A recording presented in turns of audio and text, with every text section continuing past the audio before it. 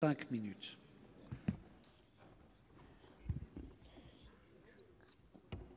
Merci Monsieur le Président, Monsieur le Ministre, Monsieur le Président de la Commission des lois, Madame et Messieurs les rapporteurs, mes chers collègues, le 11 décembre dernier, la Commission mixte paritaire réunie pour examiner les dispositions restant en discussion du projet de loi relatif à l'engagement dans la vie locale, c'est des anticipations, et à la proximité de l'action publique, est parvenue à un accord. Je me félicite que le texte de compromis maintienne plusieurs dispositions importantes votées par le Sénat qui renforcent les communes, améliorent les garanties apportées aux élus locaux et donnent plus de souplesse à notre organisation territoriale. Ainsi, concernant les indemnités allouées aux maires et aux adjoints, je me réjouis que la position du Sénat ait été retenue. Elle consiste à relever de manière raisonnable le montant maximal des indemnités des élus des communes de moins de 3 500 habitants, tout en permettant au maire de solliciter une réduction de son indemnité s'il le désire. Les maires et les élus de ces communes seront augmentés automatiquement selon 3 tranches, ce qui évite de solliciter l'augmentation au conseil municipal, comme le prévoyait la version de l'Assemblée nationale.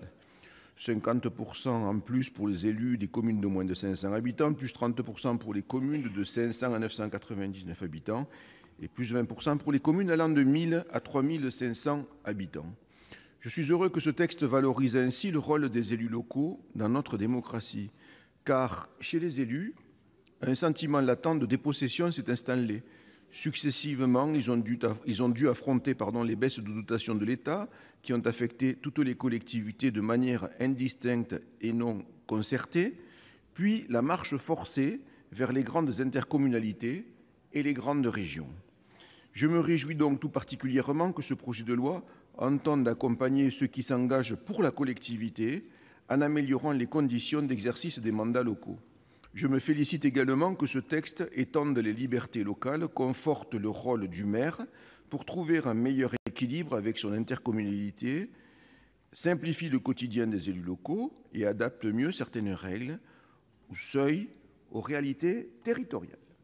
L'ensemble des dispositions de ce texte constitue certes un progrès pour que les communes et communautés de communes jouent à nouveau un rôle essentiel dans l'histoire de notre démocratie, mais nous espérons que le projet de loi Engagement et proximité sera utilement complété par le projet de loi 3D Différenciation, décentralisation, déconcentration, que nous examinerons, je crois, au printemps. Avant de conclure, je voudrais souligner la qualité du rapport de nos collègues Françoise Gatel et Mathieu Darnaud. Je voudrais également saluer l'immense travail accompli par les élus locaux, au premier rang desquels les maires, qui sont au plus près des citoyens, de leurs demandes, de leurs encouragements ou aussi de leurs récriminations. Je pense aussi aux maires des petites communes rurales qui ne comptent pas leur temps et sacrifient bien souvent une partie de leur vie professionnelle et familiale à leur mandat.